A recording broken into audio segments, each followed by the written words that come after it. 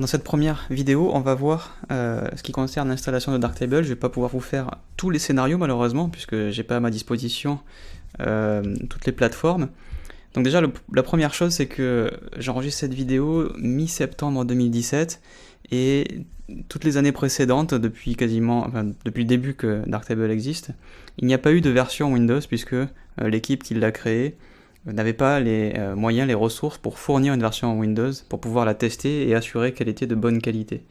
Alors c'est tout de suite un débat qui déchaîne un peu les passions, avec Windows contre Mac contre Linux, mais c'était pas partisan, c'était juste pour dire, ben voilà, on sait pas le faire, donc on préfère ne pas le faire que de mal le faire. Alors là, ça vient tout juste de changer. Le 30 août, sur le site, on a vu apparaître une news où, en fait, ils ont sorti la première pré-alpha, donc autant dire que c'est pas très stable, mais peut-être qu'au moment où vous verrez cette vidéo, la version finale sera sortie. Je pense qu'on peut espérer pour la fin 2017, vers Noël en général, c'est à ce moment-là que les versions majeures de Darktable arrivent, on peut espérer une vraie version Windows officielle. J'ai moi-même fait une vidéo sur comment installer la version Linux sous Windows en utilisant la sous-couche système Linux de Windows 10 qui est capable de lancer des binaires Linux directement depuis Windows avec quasiment aucune perte de performance. C'est très léger, c'est de la virtualisation, ce n'est pas de l'émulation, donc c'est parfaitement compatible et on perd juste quelques pourcents de performance, mais malheureusement on n'a pas le support d'OpenCL, donc ça veut dire que tout ce qui est accéléré OpenCL par le GPU ne fonctionne pas de cette manière.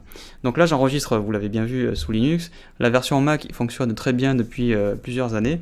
Elle est très stable, vous téléchargez un DMG, vous glissez dans le dossier application, comme on fait d'habitude sur Mac, et boum, ça marche. Sur Linux, vous avez un dépôt logiciel sur Ubuntu qui vous permet de l'installer très facilement aussi, et vous pouvez ajouter la version stable ou instable, et il suffit de consulter la page d'installation pour voir un peu comment on fait.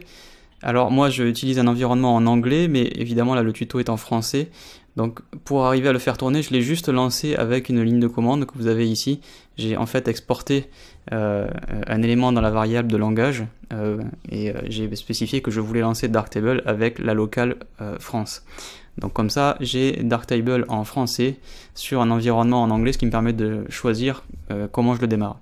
Donc j'utilise ici la version 2.2.5 qui est la dernière en date au moment où j'enregistre cette vidéo. On voit ici table lumineuse, chambre noire, donc tout ça est en anglais, c'est cool. J'ai ici rien, c'est-à-dire en gros j'ai un module table lumineuse dans lequel il n'y a rien pour l'instant. J'ai évidemment commencé, on voit d'ailleurs des résidus des anciennes importations. J'avais commencé à préparer un peu le terrain, mais globalement j'ai un Darktable qui est complètement d'origine. Pour vérifier si OpenCL est activé chez vous, vous allez dans les préférences, c'est la petite roue crantée qui est en haut à droite, et ensuite vous allez aller dans fonctionnement, et vous avez ici activé le support d'OpenCL. Donc ici, niveau machine, j'ai une machine qui est à base de processeur Ryzen, mais plus important pour l'OpenCL, un GPU avec une carte graphique Nvidia. J'ai vu à droite à gauche, sous Linux en tout cas, que c'était assez compliqué de faire fonctionner ça avec des cartes AMD, puisqu'il y a un support OpenCL qui n'est actif que si on utilise le driver, le pilote de AMD, donc le pilote propriétaire. Le pilote open source qui est fourni d'origine, lui n'est pas reconnu par Darktable. Donc il y a moyen d'utiliser le pilote open source en utilisant juste le module OpenCL du driver propriétaire. Bon, on va pas rentrer dans ces considérations-là. Je vous laisse chercher sur le net. Si vous êtes sur Mac, là, ça marchera tout de suite. Et si vous êtes sur PC, de ce que j'ai vu de la pré-alpha, aussi, en tout cas, avec une carte Nvidia. Et il me semble que j'ai essayé aussi avec une RX 480. Chez AMD, ça marchait aussi sur Windows. Donc, a priori, on a bon espoir que sur Windows et Mac, ça fonctionne sans problème. Et bon, là, sur Linux, moi, j'ai rien eu à faire, c'était supporté aussi. Mais essayez de creuser un peu parce que vous allez y perdre en performance si vous n'avez pas OpenCL d'activer. C'est pas inutilisable, mais c'est dommage. Donc on va voir un peu le module table lumineuse qui permet tout simplement de trier ces photos et de faire des opérations de classement, notamment au niveau des métadonnées, en utilisant des mots-clés, en utilisant des labels, en utilisant des notes. Ça correspond évidemment, vous l'avez compris, au module bibliothèque de Lightroom, puisque il ne faut pas se leurrer et assumer que il faut en parler tout de suite pour écarter ça. Darktable peut être présenté sans problème comme un clone de Lightroom. Je pense que ça ne se cache pas vraiment, hein, vous voyez au niveau de l'interface. Donc on va pas sans cesse parler de Lightroom puisque c'est pas le but, mais je fais aussi ce tuto en fonction de mon audience, donc je suis désolé si vous arrivez ici sans connaître Lightroom et que vous vous en foutez un petit peu, mais En gros, quand même, je vais aussi pas mal m'adresser à ceux qui utilisent Lightroom et qui sont intéressés éventuellement par Darktable. Donc on va essayer de temps en temps, quand c'est pertinent, de faire des petits rapprochements. Je ne démarrerai pas Lightroom, de toute façon là je suis sur Linux, donc au moins ce ne sera pas possible, mais bon, clairement ça s'adresse à un public qui est habitué à ce type de logiciel, et en particulier à Lightroom. Donc le module table lumineuse vous permet de trier. La première chose à faire évidemment, c'est d'importer. Il faut bien lui donner à manger. On peut importer une ou plusieurs images à l'unité, j'ai envie de dire, au détail. En général, je pense que vous allez faire, c'est importer un dossier, histoire d'avoir une session, un shoot. Donc moi, par exemple, je vais importer un dossier d'un voyage, et on va en importer plusieurs pour voir un peu comment ça se passe, mais je vais importer ce dossier ici qui est sur un disque externe. Vous voyez, on est dans Média, et ensuite, on va chercher le dossier Orchid, qui est le nom de mon disque dur. On le voit qu'il est monté ici, là. Donc c'est un disque dur externe avec un SSD dedans. Puisque tous mes travaux en cours de photographie sont sur un SSD externe. Comme ça, je peux travailler sur ma station de travail, donc un PC, une tour, quoi, un ordinateur fixe, mais je peux tout prendre et tout amener en déplacement quand je suis dans le train, dans l'avion, quand je bouge. Puisque je voyage quand même pas mal, donc j'ai envie de pouvoir continuer à travailler dans les mêmes conditions. Alors évidemment, sur mon portable, ça va moins vite, c'est moins puissant que sur ma tour, mais au moins j'ai tous mes fichiers bruts, j'ai tous mes catalogues Lightroom, j'ai toutes mes métadonnées XMP, donc qui sont compatibles avec Darktable quand je fais des trucs avec Darktable, et ainsi de suite. Donc là, on va cliquer sur Ouvrir, et ça ouvre le dossier en entier. Vous voyez que c'est en train de se déplier complètement. On va ouvrir toutes les images. Alors il faut savoir que ces images sont en double. C'est-à-dire qu'on a des images en CR2 et on a des images qui sont en JPEG. Donc on voit le dossier ici qui est en train de s'afficher. Donc avec la roulette, vous allez aller de haut en bas. On va juste le laisser finir l'importation. Il y a quand même 987 images, c'est quand même pas mal. Donc ici j'ai le G qui est coché et je vais l'activer. Vous voyez que, alors le désactiver en l'occurrence, vous voyez que ici ce que ça fait, c'est que j'ai plein de doublons tout simplement parce que j'ai des images, on le voit derrière dans la grille, CR2 et JPEG, puisque quand j'ai shooté, j'avais activé sur mon Canon évidemment le fichier brut et aussi la copie en JPEG. Alors quel est l'intérêt de faire ça? Alors il y en a plusieurs. Le premier qui me vient à l'esprit, et c'est d'ailleurs aussi compatible avec Darktable, c'est que du coup le JPEG va servir à générer la miniature du fichier brut. Du CR2, et c'est plus facile et plus léger et plus rapide du coup. Ça évite au logiciel de lire le CR2 en entier pour pouvoir générer une vignette, ce qui consomme du temps machine et du temps au niveau du disque dur en termes d'écriture, parce qu'il faut générer des vignettes. Donc il va pouvoir faire ça à partir du JPEG, ce qui va aller beaucoup plus vite. Bon, par contre du coup dans la table lumineuse, ça veut dire que tout est en double et c'est quand même un peu le bazar. Donc on va cliquer sur ce G pour dire voilà, tu groupes tout et il ne me reste que les CR2. Donc vous voyez avec cette petite étoile qu'on peut activer ou pas la surimpression au niveau des informations. Donc on voit un petit G quand on a un groupe, donc c'est une pile, hein, c'est pour empiler les images. On a ce même système d'ailleurs évidemment aussi dans Lightroom. Et on voit aussi un petit symbole, c'est pas un yin-yang mais on a un plus et un moins, qui veut dire qu'une image a été modifiée. Donc vous voyez que l'original, puisque je les ai prises au même endroit, ces deux photos sont pas tout à fait identiques. Il y en a une qui est renversée, c'est-à-dire qu'elle n'est pas au format portrait. Donc on peut évidemment faire des rotations. Là je l'ai déjà fait sur cette photo, je l'avais déjà fait avant de commencer cette vidéo, et puisque Darktable utilise des fichiers XMP, pour chaque fichier qui a été développé, il a vu que ça avait déjà été fait, et donc il me l'a affiché directement à l'endroit. Donc ça veut dire que tout ce que vous faites dans Darktable sera inscrit dans un fichier annexe de métadonnées, qui vous permet ensuite, si jamais vous le réimportez dans un autre Darktable, de retrouver tous vos petits. Donc jusque là c'est quand même assez intuitif. On va utiliser donc la molette pour scroller de haut en bas, pour défiler de haut en bas. On voit l'ascenseur, là le scroll qui est à droite, et c'est pas très intuitif, puisque quand on scroll on le voit bouger, mais quand on clique, en fait ce qu'on va faire c'est qu'on va replier le panneau. Donc c'est pas très ergonomique malheureusement, et il aurait peut-être mieux valu le mettre là, ici, puisque c'est cette fenêtre qui défile et non pas celle là-bas. Bon, bref, c'est un détail. La plupart d'entre vous, à 99%, je pense que vous allez utiliser la roulette de toute façon. On peut utiliser les touches page précédente et page suivante, et on peut utiliser ensuite, dans chaque élément que l'on sélectionne, dans chaque module, les touches fléchées pour naviguer à l'intérieur des boutons. Bon, vous allez utiliser la souris, je pense, et la molette, à mon avis, à peu près comme tout le monde. Donc on a plusieurs réglages. En haut, on va voir qu'on peut afficher en fonction de certains critères, par exemple quelles sont les images qui ont au moins une étoile, 2 étoiles et ainsi de suite, et les images qui sont rejetées. Les images qui sont rejetées, c'est celles qui ont un petit X ici, en rouge, ça veut dire des images qui sont vraiment, à mon avis, complètement ratées, donc c'est à vous de définir d'un point de vue assez subjectif en fait, comment vous allez trier vos images, qu'est-ce qui mérite 1 étoile ou 5 étoiles, c'est à vous de voir, qu'est-ce qui mérite d'être rejeté ou pas, c'est à vous de voir, mais vous pouvez trier aussi votre vue en fonction de ça. On peut aussi trier par nom de fichier, ce qui est le cas ici par défaut, avec ensuite un bouton ascendant ou descendant.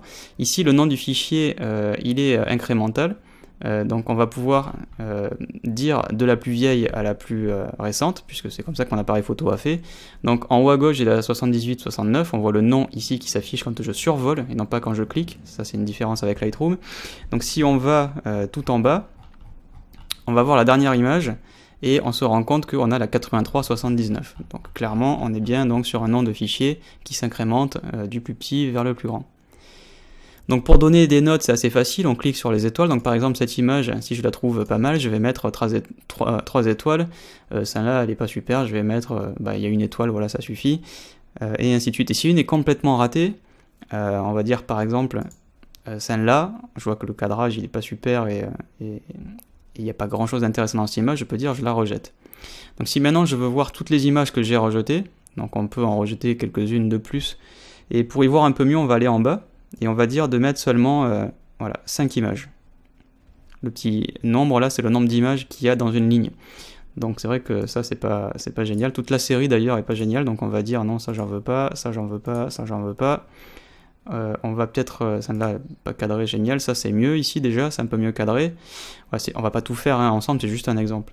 Donc j'en ai rejeté quelques-unes, et je vais pouvoir dire afficher les images qui sont rejetées, histoire de vérifier ce que j'ai rejeté. Mais on peut en général la plupart du temps dire, eh bien je veux tout voir, sauf les rejeter, donc du coup je prends que celles qui sont gardées. Donc ça permet de faire déjà un tri assez basique sur, bon déjà des trucs que je veux pas, je les enlève, et ça commence comme ça. Et puisque le filtre est activé quand j'ai ici tout sauf rejeté, ce que je peux faire c'est évidemment dire, celle-là je la rejette, elle va disparaître, vous le voyez instantanément, puisque en temps réel il filtre en fonction des critères. Donc là on va remettre, pour pouvoir continuer à travailler, on va remettre tout.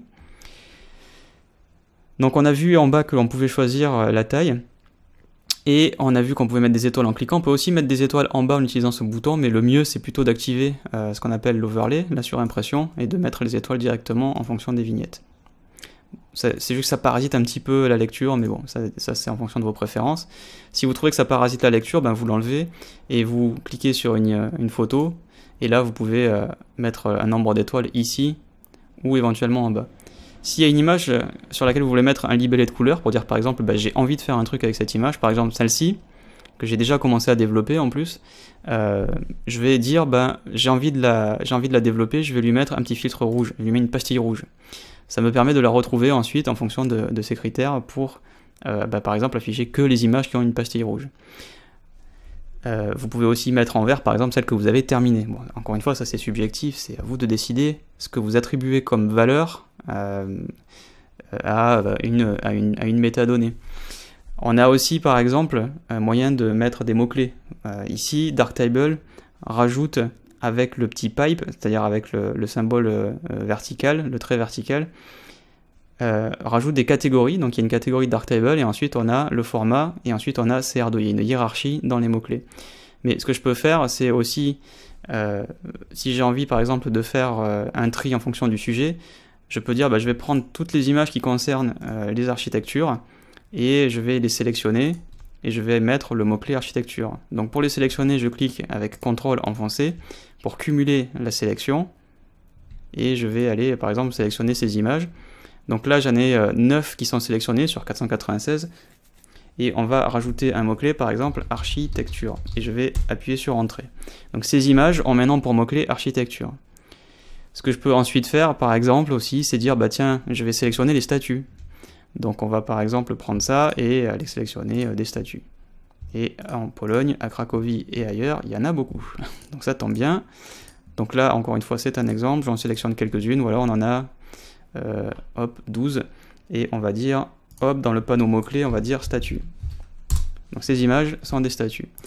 Donc quel est l'intérêt de rajouter des mots-clés aux photos? Ben, c'est qu'évidemment ensuite on a un moyen de les trouver facilement. Par exemple ici à gauche on a ce qu'on appelle un filtre de collection qui par défaut, quand vous avez importé un dossier, est positionné sur pellicule. Ça veut dire que il affiche, le filtre courant c'est le dossier Poland à cet endroit-là.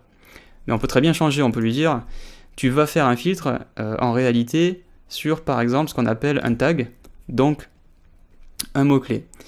Donc il y a Darktable qui a choisi les siens avec une hiérarchie par défaut.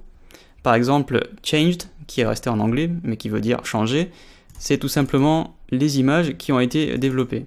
Ok, ici j'en ai pas encore développé, donc en tout cas dans cette session, même si j'ai un fichier de métadonnées qui a été reconnu, malheureusement il ne l'a pas pris comme étant avec le mot-clé change. Bon, ça c'est une curiosité, peut-être un bug, je sais pas.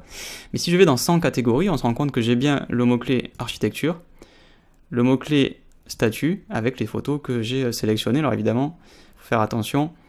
Ici, on a les CR2 et on a, j'imagine, quand on enlève le petit G, on doit avoir... je ne sais pas s'il nous a pris les JPEG qui étaient avec. C'est pas dit qu'il est pris quand on a attribué le mot-clé, le JPEG qui était avec. Bon, ce qui m'intéresse, moi, c'est les CR2, donc ça tombe bien. C'est le même fonctionnement d'ailleurs que dans Lightroom. Si on avait une pile dans Lightroom et qu'on attribuait un mot-clé, le mot-clé est attribué à l'image qui est en dessus de la pile et non pas au contenu intégral de la pile. Et vous voyez qu'il y a aussi des mots-clés panoramique et Poland qui ont été reconnus parce que je les ai déjà utilisés. Mais pour autant, il n'y a pas encore d'image, par exemple, avec panoramique, même si on peut le faire sans problème. Donc vous pouvez mettre autant de mots-clés que vous voulez, mais ça permet, vous voyez, en 2 clics seulement, de retrouver des images avec des mots-clés, sans avoir à les glisser avec la molette dans toute la table lumineuse et sur les 900 images. Si je veux revenir à mon dossier, je reviens à pellicule et je mets ici, hop, le dossier Poland, donc j'ai tout. Donc si je veux maintenant ouvrir dans ce catalogue un autre dossier, je ne suis pas obligé de travailler que sur un seul dossier, on peut dire encore importer un dossier et on va mettre par exemple Scotland, qui est, comme son nom l'indique, non pas mon voyage en Pologne, mais en Écosse. Alors là, il y a énormément d'images, et il y a en plus des images qui sont toutes braquetées. Donc on voit en bas l'importation de 3028 images. Elles sont braquetées et en plus en copie JPEG. Donc c'est vraiment un shoot qui était dédié au HDR et au panorama. Et j'ai d'ailleurs fait une formation Lightroom sur ce sujet qui s'appelle formation complète au développement de paysages, en abordant en plus le cas du HDR et du panorama, et des deux en même temps, c'est-à-dire comment faire un panorama en HDR. Donc vraiment la meilleure qualité possible avec des images qui sont toutes triplées, donc sur un Canon, mais ça marche aussi évidemment sur les autres boîtiers. Par défaut c'est 3, mais vous pouvez très bien braqueter à la main et faire 8 vues pour faire un HDR vraiment très riche en informations. Mais bon, avec 3 déjà, on fait des jolies choses. Donc vous voyez que maintenant que le filtre de collection m'affiche la pellicule courante, mais si je clique ensuite sur, par exemple, dossier, hop, on a le dossier Scotland et le dossier Poland. Et je peux passer de l'un à l'autre sans aucun problème. Donc on va revenir sur Poland. Tac. Et vous voyez que l'importation continue. Hein, évidemment, Darktable est pleinement multitâche, donc il est capable de finir quelque chose, une importation, pendant qu'on est en train de voir d'autres images dans un autre dossier. On va activer ici la vue, les piles automatiques pour regrouper CR2 et JPEG, parce que sinon ça met tout en double. Donc vous voyez qu'on a un fonctionnement assez intuitif, même pour ceux qui n'ont jamais utilisé de logiciel de ce genre, mais alors pour ceux qui ont utilisé Lightroom, en plus on est vraiment dans quelque chose d'assez familier. Dans les collections récentes, vous avez ici les derniers filtres utilisés, par exemple le filtre tag architecture, qui va vous afficher automatiquement toutes les images qui ont pour tag architecture. Donc il vous l'affiche ici pour pouvoir y accéder assez rapidement. Alors vous voyez ici quand je survole la souris, ça rame un petit peu parce qu'il y a quand même une importation qui est en train de se faire. Et en même temps, je suis en train d'enregistrer le tuto. Hein, donc c'est-à-dire qu'il y a Open Broadcaster qui est en train de tourner là. Hop, voilà, il est ici, vous le voyez. On regarde un petit peu les coulisses. Donc une machine à 4 ou 6 cœurs est la bienvenue. Clairement là ce que je suis en train de faire sur mon portable double corps, c'est un ultra portable, c'est vraiment une toute petite machine. Là vous aurez du mal si vous cherchez à faire tourner Darktable sur une toute petite machine. Ne lui envoyez pas une importation de 3000 images pendant que vous faites autre chose, pendant que vous enregistrez une vidéo. Enfin là ça va clairement coincer. Il est stable, vous voyez, il n'y a pas de problème, mais il faut quand même faire attention quand on fait des grosses opérations comme ça en même temps. Donc par exemple ici, tag, on va dire, voilà, le tag que je cherchais à vous montrer, il fait partie des derniers utilisés. À chaque fois que j'en utilise un, hop, il remonte en dessous de la liste. Tac. Donc ça c'est pratique, ces deux panneaux pour pouvoir accéder aux dernières images qu'on a regardées en fonction de certaines métadonnées. On peut aussi donc en haut afficher les images qui ont par exemple au moins 3 étoiles, donc supérieur ou égal à 3 étoiles, ou les images qui n'ont simplement pas d'étoiles. Si jamais il y en a qui ne sont pas notées, il faut que je les note parce que je n'ai pas fini de trier. Donc encore une fois, à vous de voir jusqu'où vous voulez trier. On peut aussi dans les filtres de collection mettre par exemple en fonction de la focale. Donc si j'ai envie de trouver toutes les images que j'ai prises au grand angle, je vais cliquer par exemple sur 24 et je vais avoir ici toutes les images qui ont été prises à une focale de 24. Si j'ai envie au contraire de voir toutes celles qui ont été prises par exemple au téléobjectif, je vais mettre 100 et je vais cliquer sur 100, vous voyez qu'il n'y en a qu'une, on va mettre par exemple 80, donc 80 est supérieur. Donc dans le dossier Polander, il y en a très peu finalement, puisque j'ai fait beaucoup d'architecture et de villes, donc forcément en général j'ai plutôt travaillé au grand angle. On peut ensuite trier en fonction des labels de couleur, donc si j'ai envie de voir toutes les images qui sont en rouge, voilà, là j'ai toutes les images qui sont en rouge. Alors là j'ai des importations précédentes, c'est très bien que ça arrive, j'ai beaucoup d'images qui ne sont plus disponibles, puisque je les ai déplacées. Alors on voit ici elles sont toujours indexées, mais c'est pas grave, quand je vais mettre, hop, ici on va augmenter vraiment la taille de la grille, et il devrait y en avoir dans ce dossier qu'une normalement, que j'ai gardée, c'est celle que je vous ai mis en rouge il y a quelques minutes seulement. Donc ce qu'on peut faire c'est, vous voyez c'est tous les HDR qui appartiennent à un ancien catalogue que j'ai déplacé, ou alors un fichier DNG qui n'est pas compréhensible par Darktable.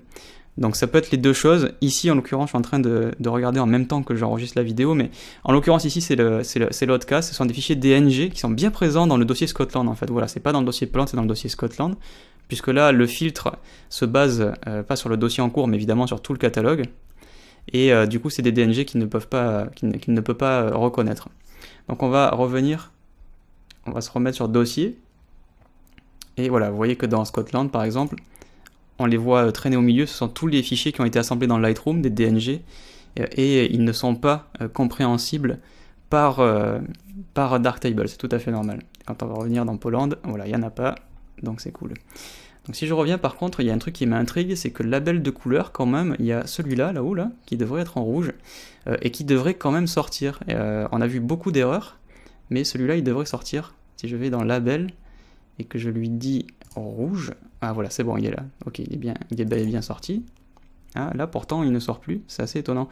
On va mettre afficher tout, on va dire nom de fichier, et j'essaye de lui faire bon, je sais pas pourquoi j'ai pas de supprimer cette condition, inclure les images, affiner la recherche. Si je dis affiner la recherche, c'est pour mettre un autre critère, et on va dire affiner la recherche dans le dossier Polander, voilà, histoire d'exclure tous ceux qui sont dans Scotland. Donc voilà, là maintenant j'ai bien toutes les libellés rouges qui sont dans Polander. Et du coup forcément si je reviens, si j'enlève libellé rouge, on va mettre supprimer cette condition, on va juste revenir sur le dossier Polander, on va mettre par exemple toute une série d'images ici qui correspondent à un panorama. Je vais vous grossir hop un petit peu la grille parce qu'on voit pas grand chose. Voilà, j'ai balayé de gauche à droite pour faire un panorama de la rivière. Toutes ces images, j'ai envie de les assembler en panorama, donc les développer d'abord et ensuite plus tard les exporter et les donner par exemple à manger à un logiciel qui va stitcher comme on dit pour assembler un panorama, et je vais aller mettre en bas à gauche une petite pastille rouge. Vous avez des raccourcis au niveau aussi des touches, donc par exemple F2 c'est pour faire jaune, F1 c'est pour mettre en rouge, F3 c'est pour mettre en vert, et ainsi de suite. Alors contrairement à Lightroom, on peut avoir plusieurs labels de couleurs sur une même photo. Sur Lightroom, une image ne peut pas être rouge et verte à la fois. Elle est rouge ou verte, ou rien. Mais elle ne peut pas être rouge et verte, par exemple. Ici, on peut cumuler les pastilles. Donc j'ai mis toutes ces images. Donc si je refais un filtre de collection, on va dire affiner la recherche. Et donc on va mettre un dossier Polander avec un affinage. Je cherche label, hop, label de couleur rouge, tac, et vous voyez que les images maintenant sont bel et bien montées. Donc on peut vraiment affiner la recherche en cumulant et en mettant des conditions, c'est-à-dire on peut dire est-ce qu'il faut qu'une de ces conditions soit remplie pour que le résultat soit positif, ou est-ce qu'il faut que toutes les conditions soient remplies. En l'occurrence ici c'est un et, ça veut dire qu'il faut que l'image soit dans ce dossier et quelle est cette condition. Et on pourrait dire maintenant, pour affiner encore un peu plus, pour vous montrer qu'on peut vraiment aller très loin, On peut dire, ben, je veux que ce soit dans le dossier de mes photos de Pologne, qu'elle soit rouge, ce qui chez moi veut dire image à traiter, et que ce soit des images prises au grand angle. Donc on va dire en plus une focale de par exemple 24. Et vous voyez que du coup ça fait sortir l'image de l'église sur laquelle j'avais zoomé hein, forcément, et on a du coup du grand angle, puisque c'est comme ça évidemment que vous faites un panorama. Et j'ai pu vraiment affiner ma recherche dans un dossier qui en faisait plusieurs centaines, voire milliers. Et vous voyez que les performances sont très bonnes, on a vraiment quelque chose qui réagit très bien. Donc on va enlever ces conditions et revenir au dossier. Et vous voyez qu'au fur et à mesure que j'ai travaillé dans des conditions, les collections récentes se sont mises à jour pour accéder aux dernières. Alors j'ai perdu les toutes premières, mais je peux accéder aux dernières, sans problème. Donc on a vu comment utiliser des mots-clés, et on a vu comment utiliser les notes et les labels, et aussi accéder aux métadonnées, en faire des conditions pour filtrer en temps réel notre catalogue. On a ensuite ici un éditeur de métadonnées qui permet de donner un titre, une description, un auteur, etc. Bon, tout ça c'est assez facile. Les styles permettent en fait d'appliquer des styles que vous auriez déjà définis. Alors moi, comme je viens de partir d'un Darktable tout frais, je n'ai pas de style déjà à utiliser. Ce qui fait que je ne peux pas mettre depuis la table lumineuse des styles. C'est-à-dire en gros on peut développer des images avec des développements qui sont déjà tout prêts, ce qu'on appelle donc des styles, donc des paramètres prédéfinis si vous préférez. Donc là j'en ai pas, mais c'est ici qu'on pourrait le faire. Et ensuite dans le développement, bah, si vous avez déjà développé une image, on peut utiliser le développement d'une image pour le mettre sur... Par exemple ici cette image, je vais donc la redresser, ce qui me permet de vous montrer qu'on peut faire une rotation en allant dans image sélectionnée et en disant ici dans mon cas c'est une rotation anti-horaire. Tac. Donc maintenant je peux cliquer sur cette image qui a été développée et alors je vais quand même double-cliquer pour vérifier ce que j'ai fait dedans. Oui voilà, j'ai fait une zone de couleur pour tac, améliorer les bleus. Et je vais activer dans l'historique parce qu'elle n'était pas activée. Donc les bleus sont quand même un peu plus jolis maintenant. Donc on va revenir dans table lumineuse. Et ce que je peux faire, c'est donc cliquer sur cette image, aller dans développement, ici dire je vais copier le développement. Donc il reconnaît bien tous les modules qui ont été activés. On parlera des modules un petit peu plus tard dans le chapitre dédié sur les modules du développement, donc de la chambre noire.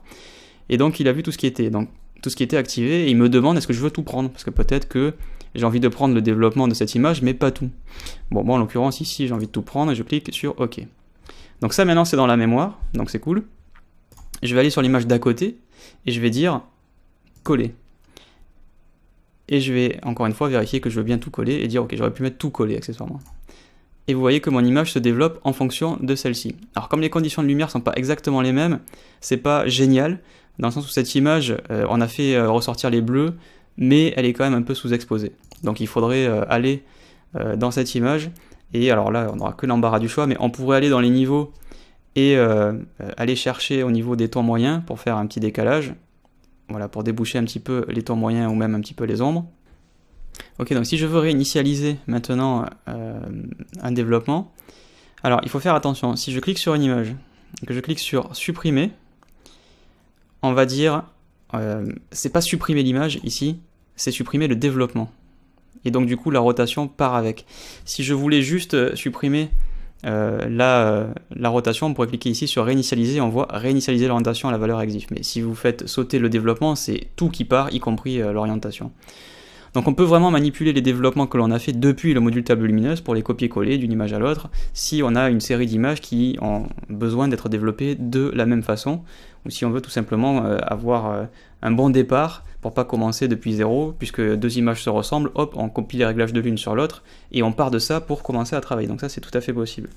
Donc là vous voyez que tous ces trucs-là vous permettent de faire les manipulations les plus courantes, et encore une fois, si on fait le parallèle par rapport à Lightroom, on retrouve sensiblement la même chose, c'est juste pas présenté de la même façon, mais c'est sensiblement les mêmes trucs que l'on va obtenir.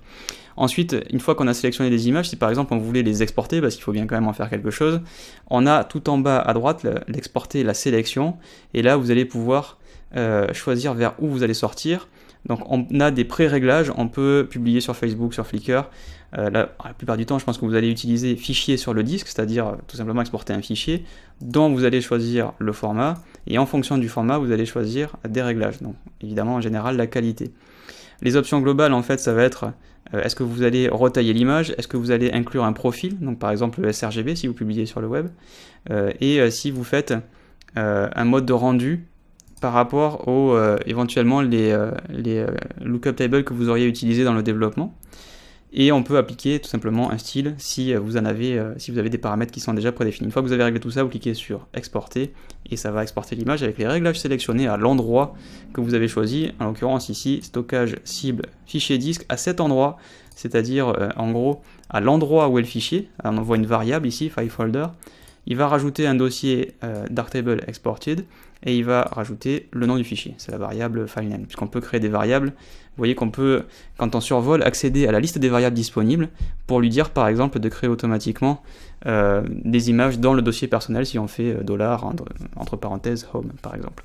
Donc il y a vraiment plein de choses qui sont possibles pour l'exportation, y compris de manière semi-automatisée, à partir d'une sélection d'images. Là j'ai une image sélectionnée, mais je pourrais en sélectionner une centaine et toutes les exporter d'un coup, par exemple en JPEG, dans une taille qui serait adaptée par exemple à Facebook ou à mon portfolio ou je ne sais quoi.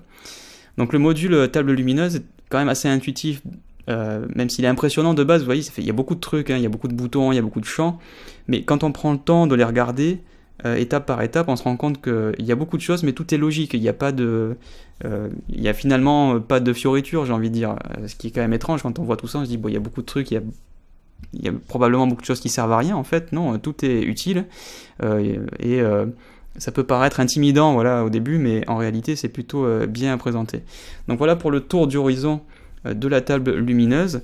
On va passer maintenant dans le chapitre suivant. Le chapitre suivant est dédié à la chambre noire. Et là, évidemment, c'est un peu plus conséquent puisqu'il y a beaucoup de modules et il y a beaucoup plus de modules dans Darktable qu'il y en a dans Lightroom. Donc ça veut dire qu'on va couvrir dans le chapitre suivant comment débuter dans Darktable en développement. On va pas être exhaustif, c'est-à-dire je ne vais pas prendre les modules un par un et vous les expliquer un par un avec toutes les glissières, avec toutes les options. Ce serait extrêmement fastidieux, ce serait très long, ce serait même d'ailleurs pas forcément utile à tout le monde. Il n'est pas nécessaire de connaître tous les modules par cœur pour bien débuter dans Darktable et pour faire de jolies photos. C'est quand même un peu le but ici, c'est bien débuter avec Darktable, donc on n'a pas besoin de s'encombrer de petits trucs qu'on n'utilisera jamais ou qui sont vraiment très spécifiques à certaines utilisations, à certaines conditions, à certains types de photos. On va chercher à avoir des images les plus jolies possibles, les mieux développées, les plus propres, avec les modules les plus puissants, ceux qu'on utilise tout le temps, et après on verra 2-3 trucs pour faire des effets, par exemple des effets vintage, ou comme si on voulait simuler des filtres Instagram, mais on va pas non plus aller expliquer tous les modules un par un. Donc essayez déjà de vous familiariser avec Darktable en termes d'interface et de tri, avant de passer au chapitre suivant, qui va être donc dédié au développement dans la chambre noire. Alors on va à présent se concentrer sur la chambre noire. Ce n'est pas une formation complète à Darktable, je vous donne les bases. Vous allez voir que la chambre noire a beaucoup d'outils, et des outils qui peuvent être rapidement complexes. C'est tout à la gloire de ce logiciel en fait, c'est qu'il y a plus de modules que dans Lightroom, on peut faire plus de choses, et on peut faire des choses plus précises.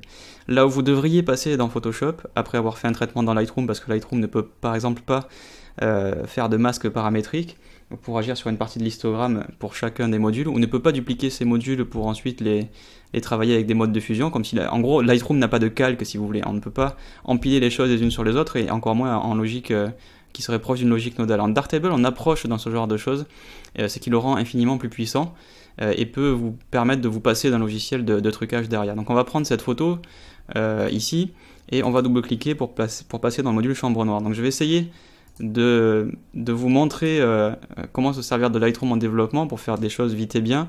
On va pas pouvoir voir tous les modules, et je vais aussi essayer d'esquisser un peu ce qui fait sa force, donc ça peut devenir un tout petit peu complexe par moment, puisqu'on rentre dans des choses assez précises, dans des notions d'histogramme, de luminance, etc. Donc c'est difficile, voilà, pour un tuto qui vise à vous faire bien débuter sur Darktable, de rester juste ce qu'il faut grand public, et en même temps il faut bien montrer ce qui fait la force de Darktable, donc rentrer un peu dans les notions un peu plus avancées. Donc le module chambre noire, il est assez semblable à ce qu'on trouve dans les autres logiciels, et donc évidemment dans ce qu'on trouve dans le module développement de Lightroom. Sur la gauche vous avez un aperçu, vous avez ensuite des instantanés qui nous permettent de faire des avant-après, on va en parler. On a l'historique qui affiche toutes les opérations que l'on a fait sur l'image par étape. On a l'outil pipette qui nous permet de faire des évaluations sur une zone. Par exemple, si je veux savoir ici quelle est la valeur moyenne en RGB de cette portion, hop, vous voyez, j'ai une information qui peut m'être donnée en temps réel quand je déplace la zone. On peut le faire aussi évidemment par point. on a les mots-clés et les informations de l'image qui correspondent à ce qu'on a vu sur la table lumineuse. En haut à droite, on a l'histogramme que vous connaissez, avec les informations basiques de métadonnées sur la vitesse, le shutter, l'ouverture, la focale et l'ISO. Et enfin, on a différents tiroirs, différents onglets, avec les différents modules qui peuvent se déplier ou se replier comme dans Lightroom. Et en bas, on a une section qui s'appelle plus de modules qui vous affiche vraiment tous les modules disponibles dans Darktable et vous voyez qu'il y en a vraiment beaucoup plus que dans Lightroom. Donc les différents onglets, c'est le premier, en gros les modules qui sont actuellement activés sur l'image, ceux qui sont actifs. On le voit avec le petit symbole ici. Il y a des modules qui sont activés qu'on ne peut pas désactiver, à savoir par exemple un profil de couleur en entrée, un profil de couleur en sortie, c'est obligatoire, on ne peut pas se passer de l'un ou de l'autre. On a ensuite les favoris, et je vais vous montrer comment on met des modules en favoris. Les modules de base, qui portent bien leur nom, les modules de tonalité qui se concentrent sur la lumière, les modules de couleur qui se concentrent sur la couleur forcément, ensuite les modules d'amélioration, donc c'est tout ce qui va être réduction du bruit, correction des profils, d'objectifs, de perspectives, etc. Et enfin on a, alors ça s'appelle groupe d'effets, c'est un peu le fourre-tout dans le sens, c'est les outils de finition, les outils, les filtres quoi. En gros les trucs qui sont pas obligatoires mais ça peut rajouter quelque chose sur l'image, voilà, le grain, le vignettage, ce genre de choses. C'est pas vraiment des outils de correction, c'est juste pour faire une finition, vous n'êtes pas du tout obligé de les utiliser. J'ai des modules ici qui sont activés qui ne le sont pas par défaut. Moi j'ai tout activé, j'ai tout mis ici. Quand vous allez dans plus de modules et que vous cliquez par exemple sur un module, il apparaît ou disparaît dans la zone qui lui correspond en haut par exemple. Ma page des couleurs, ma page globale des tonalités, si je peux choisir de les afficher ou de ne pas les afficher. Si je ne m'en sers jamais, je peux dire je les enlève, par exemple. Ok, tac. Et du coup maintenant dans le module de tonalité, il n'apparaît plus. Donc je vais les remettre parce que moi j'aime bien tout avoir sous la main.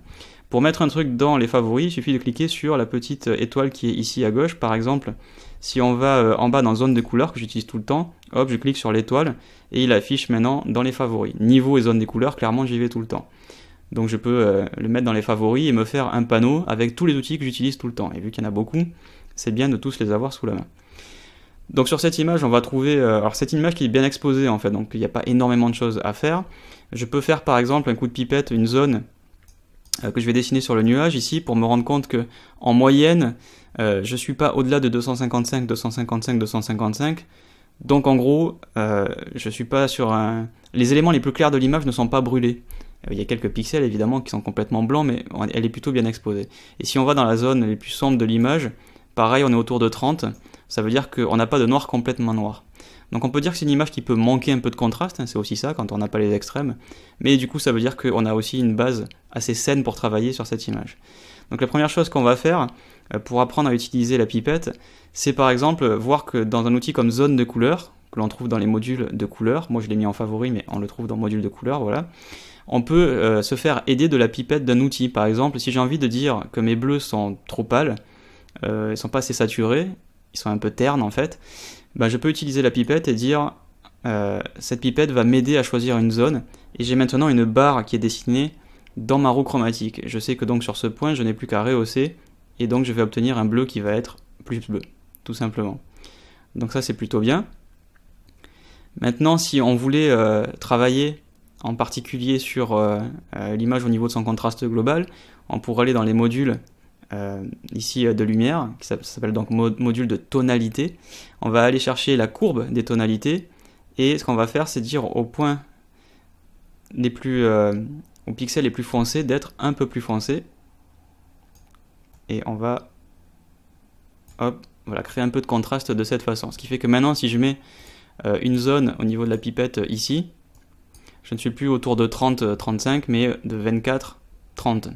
Donc les noirs sont devenus un peu plus noirs. Je donne un petit coup de molette avec le bouton du milieu pour passer directement l'affichage 100% et un nouveau coup pour passer en 200%. Et on peut évidemment utiliser la roulette pour zoomer, dézoomer. Donc si je zoome là-dessus, je me rends compte que... Hop, on va enlever la pipette. Je me rends compte que j'ai quand même un peu de bruit dans les lumières les plus basses. Donc on va aller chercher ici dans les outils de correction la réduction du bruit profil, et quand je l'active en utilisant ce bouton, donc ça c'est pour activer un module, on voit que j'ai une réduction du bruit qui se fait et elle est pas mal. Elle se base sur un mode moyenne non local qui est plutôt adapté aux corrections du bruit sur la luminance. Donc ça a lissé, mais le problème c'est que ça a lissé d'autres éléments qui étaient moins atteints par le bruit ou moins visibles, notamment la texture de la façade avec les briques. Donc j'aimerais bien trouver un moyen pour que cette réduction du bruit ne s'applique que sur les pixels les plus sombres, puisqu'après tout c'est là où le bruit apparaît, c'est dans les zones qui sont sous-exposées, c'est là où le capteur va amplifier le signal parce que c'est là où il y voit le moins bien, tout bêtement. Donc on peut utiliser dans Fusion, alors on peut faire une fusion uniforme qui va dire j'applique cet effet à plus ou moins 100% avec des modes de fusion, ça n'existe pas dans Lightroom, rien que ça déjà c'est quand même incroyablement plus puissant que Lightroom. Et on va ensuite, même mieux, utiliser un masque paramétrique. Alors un masque paramétrique c'est quoi? C'est en fait cibler une partie de l'histogramme, des tons, pour que l'effet s'applique dessus. Donc avec ça je vais pouvoir dire à mon réduction du bruit de ne s'appliquer que sur les basses lumières ou au contraire de ne s'appliquer que sur les hautes lumières. Alors pour une réduction du bruit c'est plus pertinent de ne s'appliquer que sur les basses lumières. Bon, comment faire pour vérifier la zone sur laquelle je dois l'appliquer? Regardez, on va se décaler un petit peu. On va prendre la pipette, encore une fois, qui est fournie avec l'outil. Et donc si on pointe ici, on voit que la valeur que j'ai pointée correspond à cet endroit de l'histogramme. Donc en gros la luminance du ciel elle correspond à ça, en tout cas de cet endroit du ciel, mais vu qu'il est uni, voilà, on a sensiblement la même chose partout. Si maintenant je me déplace ici, eh bien on voit que la petite barre elle est tout à gauche là, on est vraiment dans les pixels les plus sombres, et c'est logique puisqu'on a vu qu'on était autour d'une moyenne de 30 tout à l'heure quand on a fait notre analyse. Ok, donc ça veut dire que je vais devoir dire à mon masque paramétrique de ne prendre que les pixels qui sont autour de ça.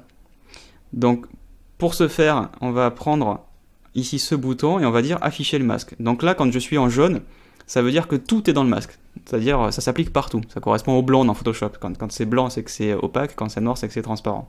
Bon, ben là, c'est pareil, mais avec du jaune. Donc en gros, on va dire au masque de sortie, ben, tu ne t'appliques que à une toute petite portion, c'est-à-dire des pixels les plus foncés. Et on va faire ça, voilà, avec un lissage, c'est-à-dire qu'on commence à partir de cette valeur, c'est-à-dire très proche du noir, et on finit avec un contour progressif à cette valeur. Et ça c'est le rôle du triangle du bas. Donc on va vraiment se concentrer, vous voyez, que sur les pixels les plus foncés. Donc on cible une partie de l'histogramme pour appliquer un effet. Ça c'est vraiment beaucoup plus puissant que ce qu'on a dans Lightroom. On pourrait faire ça uniquement en passant dans Photoshop. On ne pourrait pas le faire sans quitter Lightroom.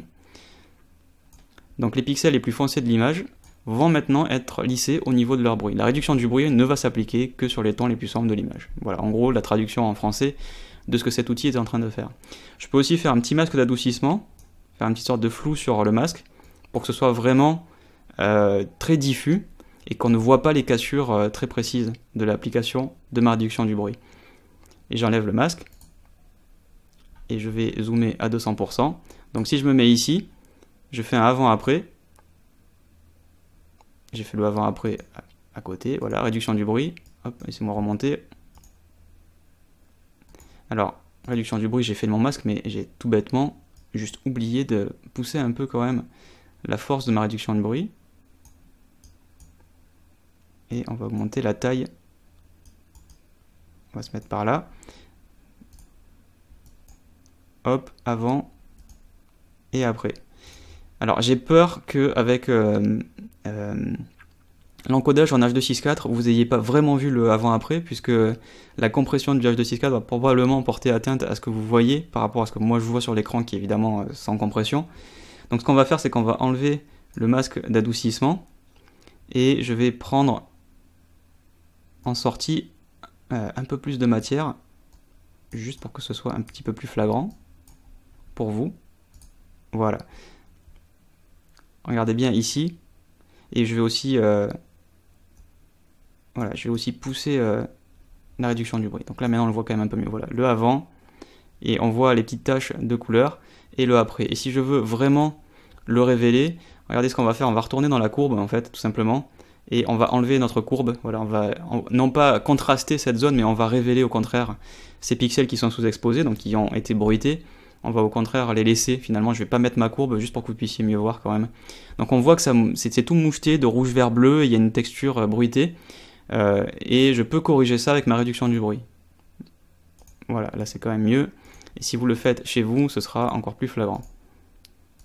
Ok, on voit encore un petit peu de taches rouge, vert et bleu, On peut obtenir un meilleur résultat pour ça en utilisant le module Ondelet, voilà, qui se concentre un petit peu mieux sur le bruit de la chrominance. Encore une fois, vous avez le avant et le après, c'est particulièrement visible à cette zone-là. Et là, le truc bien, c'est que même si mon masque prend un petit peu plus de zone au niveau des tons les plus foncés, les briques par exemple, elles ne sont pas concernées, et on n'a pas de réduction du bruit sur les briques. Parce que cette réduction du bruit, si j'enlevais mon masque, elle lisserait en fait trop les briques et on perdrait aussi au passage un peu de piqué. Donc là, c'est vraiment bien, on peut travailler d'une manière très précise. On a fait un lissage du bruit, mais que sur les zones les plus sombres, ce qui est quand même finalement assez logique.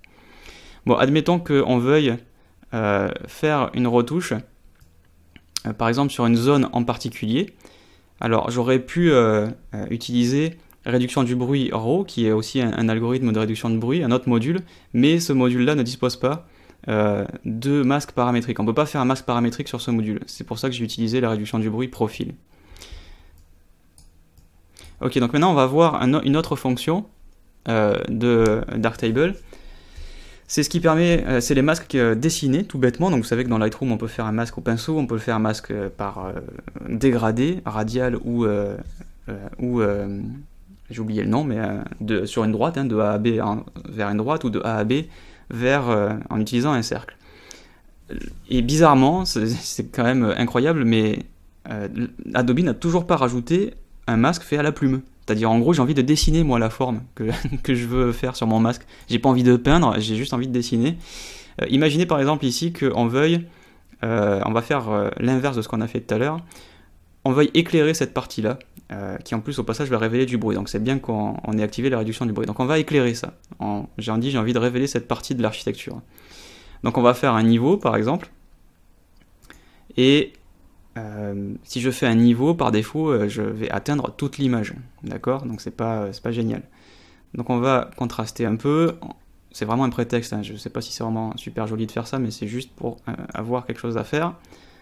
Voilà, là c'est quand même un peu plus détaillé, on a resserré le contraste, et comme j'ai lissé le bruit ne s'en retrouve pas accentué, donc c'est très bien, mais je veux le faire que sur cette partie-là. On va activer donc Fusion Masque Dessiner. Et donc j'ai la possibilité de dessiner, de faire un circulaire, un elliptique, un dégradé, et j'ai ce truc là qui ressemble à un Y, en fait c'est un chemin. Et vous avez compris qu'on va pouvoir faire comme une plume dans n'importe quel logiciel d'infographie, j'ai envie de dire tout logiciel d'infographie qui se respecte, parce que franchement c'est la base, la rotoscopie. Et donc on va dessiner une forme, alors le plus précis possible, mais on va pas non plus faire du point par point trop fort. Et puis pour cette vidéo, j'ai envie d'aller assez vite. Hop. Et voilà. Et quand j'ai fini, j'appuie sur le bouton droit. Donc j'ai un tracé principal dont je peux retoucher, vous le voyez, les tangentes pour ne pas faire d'arrondi. On peut retoucher donc point par point. Et je peux faire un contour qui va être progressif là aussi, et c'est assez puissant point par point. Je peux évidemment déplacer aussi tout le masque.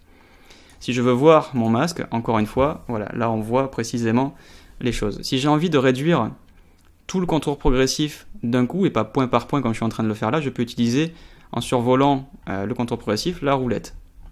En l'occurrence ici, moi je vais le faire hop, à peu près comme ça. Et je peux faire d'ailleurs pareil. Hop, on va se mettre par là, voilà, je peux faire pareil, rien qu'en survolant ou en tirant les points. Et je vais essayer de le placer correctement. Bon là ça me semble pas mal. Donc maintenant mon outil niveau, il n'éclaire et ne contraste que cette partie là. Vous voyez qu'on révèle beaucoup de détails au passage, donc ça c'est quand même cool.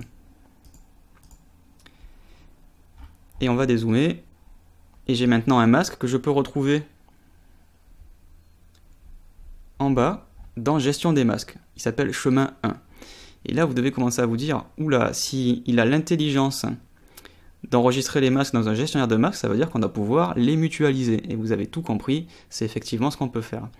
Donc notre réduction du bruit qu'on a fait sur l'histogramme, on pourrait maintenant dire à la place, on pourrait lui donner à manger en plus le masque que l'on a déjà utilisé. Regardez, on va retourner donc dans la réduction de bruit, et on est en mode masque paramétrique. Je peux mettre masque paramétrique et dessiner. Je l'avais déjà fait en plus, donc j'ai été prévoyant. Donc on se base bien sur un masque qui est sur l'histogramme, mais on continue d'atteindre des zones qui sont par exemple à cet endroit. Et moi, si j'ai envie de faire une réduction que sur une partie de l'histogramme et qu'en plus avec cet endroit-là, je peux maintenant lui donner à manger mon masque que j'ai dessiné. Comment faire? Très simple, on va dans masque dessiné, on lui dit, bah tiens, tu vas aller chercher chemin 1. Et boum, on va pouvoir non seulement cibler une partie de l'histogramme, mais réutiliser un masque que l'on a dessiné pour un autre outil. Donc sur cette zone-là, j'ai fait un contraste et j'ai réduit le bruit. Et je n'atteins pas les autres parties de l'image. Et ça, là clairement, on n'est même plus dans une logique de calque, on est quasi dans une nodale. C'est-à-dire on peut dessiner un truc à un endroit et s'en servir à un autre endroit. Alors vous remarquez qu'il est demi-mutualisé, c'est-à-dire qu'il s'est basé sur le chemin que j'ai dessiné pour le niveau, mais hop, il me le met ici pour la réduction de bruit. Donc ça c'est vraiment très puissant et très pratique de pouvoir utiliser quelque chose dans un module et le réutiliser dans un autre sans le redessiner. Dans Lightroom, imaginez je rééclaire cette partie-là, donc déjà je suis obligé de me le faire au pinceau, je ne peux pas faire une courbe de Bézier, donc déjà rien que ça c'est hyper fastidieux. Et imaginez que je fasse une réduction de bruit que sur une zone, ce qui déjà n'est pas possible dans Lightroom. Si on fait une réduction de bruit dans Lightroom, on la fait partout, on ne peut pas faire autrement. En tout cas on peut la faire partout, au niveau on peut le faire avec un masque dessiné, mais on ne pourrait pas le faire d'une manière paramétrique. Voilà, je me suis mal exprimé. On peut quand même dans Lightroom faire une réduction du bruit à un endroit précis en utilisant un masque dessiné, c'est quand même la moindre des choses. Mais on ne peut pas le faire avec un mode paramétrique, c'est-à-dire cibler uniquement une zone de l'histogramme.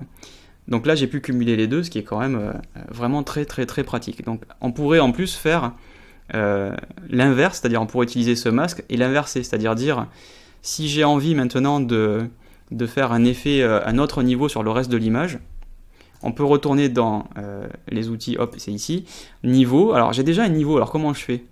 Par exemple dans Lightroom, une fois qu'on a fait une glissière sur un truc, on ne peut pas le faire deux fois. Par exemple, si vous utilisez Ten Saturation Luminance, vous ne pouvez pas le faire deux fois. Le module qui est ici à droite, on ne peut pas l'utiliser deux fois. On peut saturer plusieurs fois à coup de pinceau avec des masques, mais on ne peut pas le faire en TSL. Niveau, on peut, puisqu'on peut utiliser l'exposition dans Lightroom plusieurs fois à coup de pinceau. Mais ici, ce que vous pouvez faire, c'est carrément dupliquer ici, avoir des instances multiples. On va cloner l'instance, faire une nouvelle instance, ou on peut d'ailleurs la faire s'appliquer au-dessus ou en dessous. Nous, on va faire une nouvelle instance de niveau. On peut mettre plusieurs fois des niveaux. Et on va se concentrer sur le reste de l'image. On va dire par exemple, sur le reste de l'image, on va rééclairer, mais on va faire attention de ne pas trop rééclairer, juste donner un petit peu plus de cachet. Et j'ai envie de le faire partout, sauf sur cet endroit que j'ai déjà travaillé avec un réglage un peu différent. Donc je ne veux pas que les deux se cumulent, puisque j'ai déjà travaillé sur cette zone. Je veux le faire partout ailleurs. Donc vous avez deviné, on va lui dire, bah, tu sais quoi, tu vas prendre le masque dessiné. Un masque dessiné qu'on a déjà utilisé ici, qui est chemin 1. Ok. Mais moi ce que je veux, c'est du coup l'inverser, puisque là, si je regarde mon masque, je suis en train de refaire une retouche à cet endroit-là. Et donc inverser le masque, on va lui dire activer, et hop, évidemment, on va prendre l'inverse. Et donc j'ai maintenant un réglage de niveau qui s'applique pour cette partie, je ne sais pas comment ça s'appelle, je ne suis pas spécialiste, j'imagine que ça doit avoir un nom en niveau architecture. Donc j'ai un réglage de niveau qui se concentre ici, qui est quand même assez fort pour révéler des détails, et j'ai ensuite un autre réglage de niveau qui se base sur le reste de l'image pour donner un peu plus de contraste à mon image, c'est-à-dire rendre les tons un petit peu moins ternes. Donc là, on est vraiment dans quelque chose d'assez avancé. On pourrait presque faire la même chose dans Lightroom, je vous l'ai dit, pas complètement à cause de l'absence de réglage de masque paramétrique, mais le fait de pouvoir mutualiser ces chemins, c'est-à-dire d'avoir fait un tracé à un endroit et de le réutiliser partout en un clic, ça c'est vraiment très puissant. Bon, qu'est-ce qui se passe maintenant si j'ai envie de comparer? J'ai fait quand même pas mal de trucs là depuis le début, je veux comparer mes images. On va prendre un instantané, et l'instantané se base à l'étape 19. Quand je clique dessus, j'ai une barre qui apparaît qui me permet de balayer. Bon, je balaye rien du tout, c'est-à-dire je fais du après-après, et non pas du avant-après. Donc on va aller dire dans l'historique, je veux comparer à partir de l'orientation, qui correspond à l'étape, à la base, avant que je me mette, vous le voyez, à faire des zones de couleur. C'est là où on a commencé à travailler en fait. Donc regardez là, le avant-après maintenant peut se faire à partir de n'importe quelle étape. Et ça c'est quand même, on peut faire pareil dans Lightroom. C'est juste qu'on ne peut pas balayer dans Lightroom. On a une coupure verticale.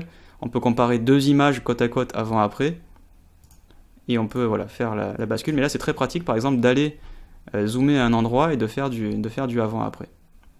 Il suffit de recliquer sur l'instantané pour voir. On va zoomer.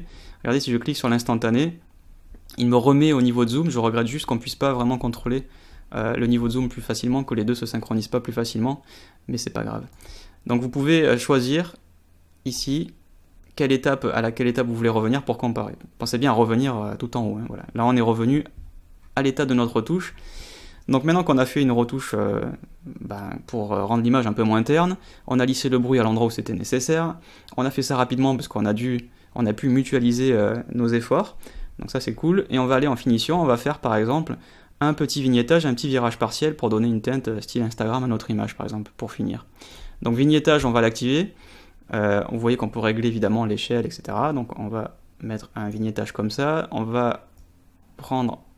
J'ai envie de le décaler un petit peu en vertical, juste pour le remonter. Voilà, que ça s'applique plus en bas qu'en haut. On va changer la forme.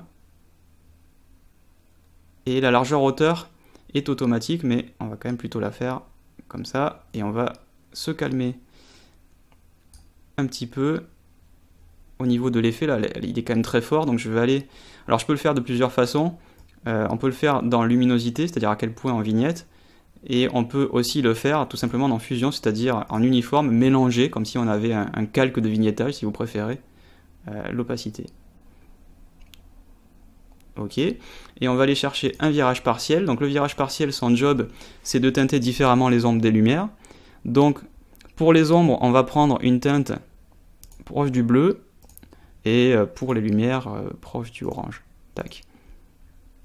Donc on va zoomer. Donc ça c'est clair, ça c'est foncé. Si je pousse la saturation dans les ombres, on voit que mes ombres deviennent bleues. Si je pousse la saturation dans les tons clairs, on voit que mes ombres se teintent de orange. On peut choisir de privilégier plutôt les tons clairs ou plutôt les tons foncés. Nous on va se mettre au milieu. Et le seuil, c'est ce qui définit qu'est-ce qui est considéré comme un ton clair ou un ton foncé. Donc on peut là aussi basculer d'un côté ou de l'autre. Donc voilà, vous voyez le avant et le après, ça donne déjà une intention un peu plus forte à notre image. Alors le problème, c'est que comme le ciel est considéré comme un ton clair, il est reteinté de orange. Donc malheureusement, il est il redevient un petit peu plus terne que ce qu'il était. Donc on va se calmer un petit peu et on va baisser à ce niveau-là et on va privilégier du coup plutôt un peu plus les ombres. Voilà, vous voyez que ça donne une image un peu moins jaunâtre. Et ça fait un peu plus de contraste. Donc ça c'est cool. Et on pourrait finir, on peut faire un cadre décoratif si vous voulez travailler un cadre pour votre image. Vous voyez qu'on peut travailler, on va dézoomer quand même, voilà. On peut choisir la taille du cadre. Donc ici un cadre blanc. Je vais faire une bordure plutôt grise. Voilà. Et je pourrais maintenant utiliser un filigrane avec mon logo si je voulais signer mon image. Donc là par défaut j'ai un filigrane de métadonnées qui peut être bien pour travailler en envoyant des images à des clients, pour leur donner aussi les infos. Mais je peux très bien utiliser un autre fichier SVG avec mon logo, ou juste mettre un texte qui se base sur une variable et mettre par exemple mon site web sur toutes les images sur lesquelles je travaille. Bon, c'est juste un exemple, moi je suis pas fan des filigranes. À l'heure d'internet, de toute façon, si quelqu'un veut vraiment vous voler une image, il peut le faire, donc autant ne pas venir barbouiller les images avec une signature énorme, qui en plus c'est pas très joli, donc c'est à mon avis contre-productif, mais bon, ça c'est pas le sujet. En tout cas, vous pouvez le faire facilement ici. Donc là maintenant, on a une image faite de A à Z, avec des effets de correction, avec des effets plus de style, on va dire, comme par exemple le virage partiel, et tout ça dans la chambre noire de Darktable. Donc j'espère que vous avez saisi un petit peu ce qui fait la force de Darktable. Ça peut être un peu plus compliqué quand on commence à travailler les masques paramétriques, etc. Mais c'est vraiment ce qui fait sa force. Je regrette vivement que ces fonctions ne soient pas présentes dans Lightroom. Clairement, c'est des pistes pour les prochaines versions de Lightroom. Au moment où j'enregistre cette vidéo, on en est à Lightroom CC 2015. Quelque chose. En gros, Lightroom en version 6 pour la version boîte, puisqu'il y a l'abonnement et il y a la version boîte. En gros, il n'a pas été mis à jour depuis mars 2015. C'est énorme, ça fait 2 ans et demi, c'est quand même très très long, sans mise à jour, alors qu'il y a tellement de choses à faire, il y a tellement de choses dont pourrait s'inspirer Lightroom, ne serait-ce qu'en allant voir du côté de Darktable, toutes ces choses-là, elles parlent aux photographes professionnels. Faire des retouches de réduction de bruit que sur une partie de l'histogramme, en allant utiliser la pipette pour trouver automatiquement la zone des tons qui nous concerne, etc. Tout ça, ce sont des choses qu'on fait aussi dans les effets spéciaux, par exemple, quand on fait de l'étalonnage. Donc c'est des fonctions qui sont pas, c'est pas dédié à une poignée de personnes. Les pros ont besoin de ça. Pourquoi ce n'est pas présent dans Lightroom ? Bon, c'est pas tellement le sujet. En tout cas, ce qui nous intéresse aujourd'hui, c'est que ça l'est dans Darktable, et en plus, Darktable est gratuit. Donc c'est quand même plutôt bien d'avoir un logiciel qui, vous le voyez, est rapide, stable, et en plus aussi puissant. Depuis le début, là, je suis en train d'enregistrer, et j'ai vraiment aucune perte de performance en termes de vitesse, et vous l'avez vu, on n'a pas eu de crash. De la même façon que vous n'attendriez pas d'avoir des crashs dans Lightroom, ben, pourquoi s'attendre à avoir des crashs avec un logiciel libre et gratuit? Il n'y a pas de raison, l'équipe a fait un travail d'optimisation qui est vraiment formidable. En tout cas, moi là, sous Linux, j'ai vraiment des performances très très bonnes, et même meilleures que Lightroom, puisqu'on peut le démarrer vraiment plus rapidement. Je vais juste vous montrer pour le fun, hein. On va fermer Darktable, et on va le redémarrer. Alors je le redémarre avec une ligne pour pouvoir le redémarrer en français, comme je vous l'ai dit. Regardez bien, je vais appuyer sur Entrée, 1, 2, 3, boum, Darktable a démarré. Et alors que je suis sur un catalogue de 2 dossiers, comme on l'a vu dans la vidéo précédente, où il y a plusieurs centaines, milliers de photos. On est à 3000 ou 4000 photos en tout, je sais pas, il y en a quand même beaucoup, quoi. Et on retrouve donc notre vignette que je peux mettre maintenant, tiens, pour le fun, elle n'est plus rouge, elle est verte, elle est terminée, et parce que je suis un peu... voilà, on va mettre 4 étoiles. Voilà, la 4 étoiles. Donc on peut dire que cette image est maintenant terminée, donc je pourrais, comme on l'a vu dans la vidéo précédente, filtrer pour voir automatiquement mes images terminées pour l'exporter. Donc d'ailleurs dans la vidéo suivante, et en guise de conclusion, on va juste voir les options d'exportation, vite fait, pour exporter ça pour le web, et on verra aussi quelques pistes que je vais vous donner pour essayer d'approfondir un petit peu certaines notions, notamment en module développement, des modules, on fera un petit tour des modules que je pense sont nécessaires à apprendre, des plus intéressants, voilà, pour aller plus loin dans Darktable. Ok, alors dans cette vidéo, on va voir comment exporter son travail. Je vais juste avant vous montrer comment sauvegarder son travail dans un style pour pouvoir l'appliquer sur une autre image. Des fois que vous vouliez appliquer ce même style sur plusieurs images avant justement de les exporter. Donc on a fait cette retouche qui va fonctionner éventuellement sur des photos semblables, donc avec les mêmes conditions de lumière et probablement le même sujet. Et on en a quelques-unes quand même. Donc en fait, pour créer un style, ce qu'il faut faire, c'est aller donc dans la chambre noire, à gauche ici, on a ce bouton, c'est vraiment pas du tout intuitif, hein. Mais on va pouvoir, vous le voyez, créer un style depuis l'historique actuel, c'est-à-dire il va appliquer tout ça. Donc on dit, ici on appuie, hein, on clique sur le bouton, on lui dit, on va mettre par exemple couleur extérieure 1, underscore 1, et on va choisir ce que l'on veut appliquer. Alors moi je vais tout prendre, juste pour que vous puissiez voir que ça va fonctionner sur une autre photo. Ici il y a des choses que vous ne voulez pas répliquer, par exemple l'orientation, si jamais, là on a fait une orientation justement pour la remettre droite, donc on ne va pas le prendre. Et on va cliquer sur enregistrer. Donc maintenant si je vais en bas à gauche, vous voyez que j'ai le même bouton, c'est pour ça que je dis que c'est pas très intuitif, c'est que bon déjà le bouton en tant que tel il est bizarre, mais on ne sait pas trop. Là c'est cette fois-ci pour appliquer un style. Donc on va aller sur l'image d'à côté, c'est le même sujet mais pris d'un peu plus loin. Et donc on va aller en bas et cliquer sur couleur ext underscore 1, boum, et vous voyez que ça nous permet d'avoir nos deux photos appliquées avec le même développement.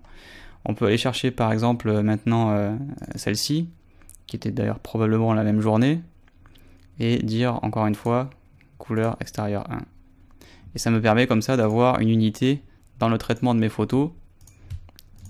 Et on va sélectionner ces 3 images, pour lesquelles je vais mettre d'ailleurs une petite pastille verte, pour dire que je les ai terminées et développées, et on va les exporter. Donc on va aller en bas, dans le module table lumineuse, et on va aller chercher exporter sélection.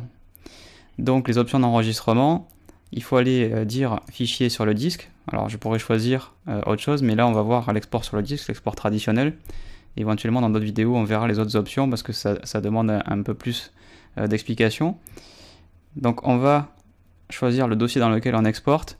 Ici moi je vais choisir le dossier bureau sur le profil utilisateur. Donc, voilà, sélectionner comme destination de sortie. Donc on voit qu'il y a une variable filename, c'est-à-dire en gros le nom du fichier. On pourrait rajouter, on pourrait mettre autre chose. Donc en gros c'est le nom actuel qui va faire le nom du fichier. Donc on a voilà, mg underscore quelque chose. Bon c'est un peu barbare, mais c'est juste le nom du fichier par défaut. Et il dit voilà, en cas de conflit, qu'est-ce que je fais? C'est-à-dire si dans la destination les fichiers existaient déjà, on peut lui dire d'écraser ou de créer un fichier unique et donc il va le renommer automatiquement. Si vous faites des exports réguliers de votre travail pour envoyer de nouvelles versions à un client, et que vous ne souhaitez pas garder et incrémenter, que vous voulez toujours avoir la dernière avec le même nom de fichier, vous pouvez donc mettre écraser. Mais bon, faites attention, ça porte bien son nom, ça écrase le fichier qui était éventuellement déjà là. Alors ensuite, dans les options de format, on voit qu'on a un certain nombre de formats disponibles. En général, pour le web, vous allez faire du JPEG, voire du PNG si vous voulez pas compresser. Si vous voulez faire de l'impression, vous vous mettrez en TIFF, histoire d'avoir le maximum d'informations possible. On va sortir du JPEG, on va mettre une qualité autour de 70, qui suffit pour publier sur le web. Et ensuite, en option globale, on pourrait changer la taille. Moi, je vais mettre une taille de 1500 max. Et on va autoriser l'agrandissement, bah non. En profil sRGB, c'est très bien puisque c'est le profil qui est adapté pour le web. Et on va pas mettre de style puisqu'on a déjà mis un style. Mais on pourrait choisir, par exemple, toute une série d'images que l'on vient d'importer et les exporter directement en appliquant le style à la volée. C'est-à-dire de même pas avoir à le faire avant, comme nous on l'a fait. Là, on a d'abord mis le style avant d'exporter, mais vous pouvez exporter en prenant un style. Par exemple ici, ça va appliquer le style et exporter dans la foulée. Donc c'est quand même plutôt cool. On va cliquer sur exporter. Vous voyez le message qui dit 3 images exportées sur 3. On va minimiser l'application. Et j'ai maintenant, vous voyez, mes 3 images qui sont bien sur le bureau. Donc avec les bons paramètres de développement. Donc on va les ouvrir. Ok, très bien. Et vous voyez qu'on a en plus un développement identique sur les 3. Donc ça donne bien une sorte de une direction artistique, une charte, une ambiance à nos 3 images. Alors évidemment, il faut que les lumières correspondent. Hein. Si on avait une image complètement différente, faites attention de ne pas appliquer des styles sur des trucs qui sont complètement différents. Mais si par exemple vous avez un réglage de vignettage plus de cadres que vous trouvez bien et que vous voulez faire sur toutes vos photos, par exemple pour unifier ça sur votre galerie, sur votre portfolio sur le web, bah, un style qui ne prend que certains modules, c'est possible. On a vu qu'on choisissait les modules quand on créait le style, donc c'est quand même extrêmement pratique. Donc voilà pour l'exportation. Vous avez vu que c'est quand même assez simple. Probablement dans une autre vidéo plus tard, je verrai plus d'options sur le module d'exportation, mais c'est des considérations en fait qui sortent de Darktable lui-même, c'est-à-dire que faire un cours sur pourquoi le JPEG, pourquoi le PNG, pourquoi le TIFF, c'est valable pour tous les autres logiciels à peu près, parce que certains logiciels ne sauvegardent pas exactement avec les mêmes critères, mais globalement les formats de fichiers sont des formats de fichiers, c'est standardisé, et donc la question se pose avec les mêmes problèmes pour les autres logiciels et les mêmes options en général. Donc c'est pour ça que là je voulais pas trop détailler, mais au moins vous montrer comment on exportait son travail quand même depuis Darktable.